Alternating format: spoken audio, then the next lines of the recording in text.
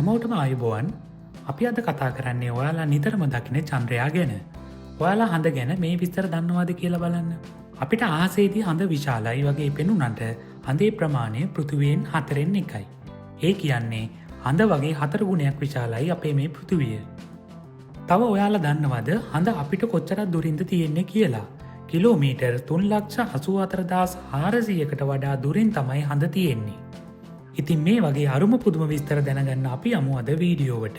මේ වගේ විස්තර දැනගන්න අපගේ channel එක subscribe කරලා තියාගන්න.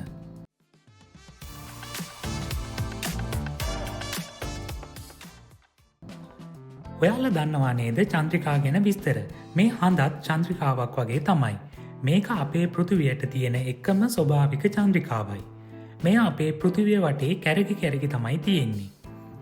මම කලින් කිව්වා වගේ මේ චන්ද්‍රයා පෘථිවියේ ඉඳන් කිලෝමීටර් 3,84,400ක් දුරින් තමයි පිහිටලා තියෙන්නේ. එහෙම කිව්වට අපිට දුර ගැන එච්චර තේරෙන්නේ නැහැ නේද? මෙහෙම හිතලා බලන්න. ලංකාවේ මාතර ඉඳන් අපි යාපනයට යන්න ගියොත් කිලෝමීටර් 430ක් වගේ තියෙනවා. දැන් මේ දුරත් එක්ක හිතලා බලන්න කිලෝමීටර් 3,84,400ක දුරක් කියන්නේ අපිට හිතා ගන්නවත් අමාරුයි නේද? ඔයාලා දන්නව නේද සූර්යයා ආලෝකය නිපදවන්නේ එයා විසින්මයි. ඒ කියන්නේ එයාම ආලෝකය නිෂ්පාදනය කරනවා. ඒ ආලෝකය තමයි අපේ පෘථිවියට වැටෙන්නේ. ඒ චන්ද්‍රයා ආලෝකය නිපදවන්නේ නෑ. අර සූර්යයා නිපදවන ආලෝකය චන්ද්‍රයාට වැටිලා තමයි ආලෝකය පරාවර්තනය වුණාම තමයි අපිට හඳ ආලෝකමත් වෙලා පේන්නේ. විද්‍යාඥයන් විශ්වාස කරන්නේ චන්ද්‍රයා නිර්මාණය වී ඇත්තේ වසර බිලියන 4.5කට පමණ පෙර බවයි. කල්පිතයක් විදියට විද්‍යාඥයන් කියන්නේ විශාල වස්තුවක් පෘථිවියේ ගැටිලා විශාල ලෙස සුන්බුම් ප්‍රමාණයක් හැදුනලු. පසු කාලෙක ගුරුත්වාකර්ෂණය යටතේ ඒවා එකතු වෙලාලු චන්ද්‍රයා හැදිලා තියෙන්නේ. හැබැයි ඉතින් ඒක කල්පිතයක් විතරයි. චන්ද්‍රයාගේ තියෙන පාෂාණ පෘථිවියට බෙහෙවින් සමානයි. හැබැයි සංයුතියෙන් පොඩි වෙනසක් තියෙනවා. චන්ද්‍රයා පිළිබඳ වඩාත් ආකර්ශනීයම දෙයක් වන්නේ රාත්‍රී අහසේදී එහි හැඩය වෙනස් වීමයි. ඔයාලා දන්නව නේද පොහොය දවසේදී චන්ද්‍රයා සම්පූර්ණයෙන්ම අපිට පේනවා. ආයිත් ටික අඩු වෙලා ගිහින් නොපෙනීම යනවා. ආයිත් ටික පේන්න පටන් අරන් එක දවසකදී සම්පූර්ණයෙන්ම චන්ද්‍රයා පේන්න පටන් ගන්නවා. ඉතින් ඇත්තටම මේ සිද්ධියට දින 29ක් පමණ ගත වෙනවා. ඒ නිසා බොහෝ පුරාණ දින දර්ශන සඳ මත පදනම් වෙලා තමයි හදලා තියෙන්නේ. මේ වෙනකොට අපි මාසයක් කියන එක හදාගෙන තියෙන්නේත් මේ චන්ද්‍රයා අනුව තමයි. මේ චන්ද්‍රයා පෘථිවිය වගේ නෙමෙයි. මෙහි සාගර නෑ, වාතය නෑ, තියෙන්නේ විශාල ආවාට වගේ දේවල් පමණයි.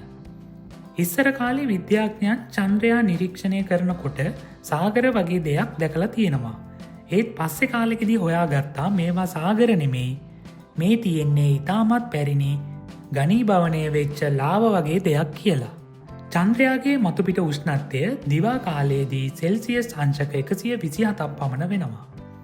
රාත්‍රී කාලයේදී මයිනස් සෙල්සියස් අංශක 170ක් පමණ වෙන්න පුළුවන්. ඉතින් ඔයාලට හිතාගන්න පුළුවන් නේද මිනිසුන්ට ඉන්න තියා හිතාගන්නවත් බෑ. ඔයාලා දන්නවද මෙම චන්ද්‍රයාගේ එක පැත්තක් තමයි අපිට හැමදාම පේන්නේ. එහෙම වෙන්නේ චන්ද්‍රයා එයාගේ වටේ කැරකි අප වටා ගමන් කරන නිසා. ඉතින් මේ චන්ද්‍රයාගේ අනිත් පැත්ත අඳුරු පෙදෙස කියලා තමයි කියන්නේ. ඒත් ඇත්තටම ඒ පැත්ත අඳුරු නෑ. ඒ කියන්නේ ඒ පැත්තට හිරු එළිය වැටෙනවා. නමුත් අපිට පෘථිවියේ ඉඳන් ඒ පැත්ත පේන්නේ නෑ. සියවස් ගණනාවක් මෙම චන්ද්‍රයාට ලං වෙනවා තියා හිතාගන්නවත් බැරි වුණා.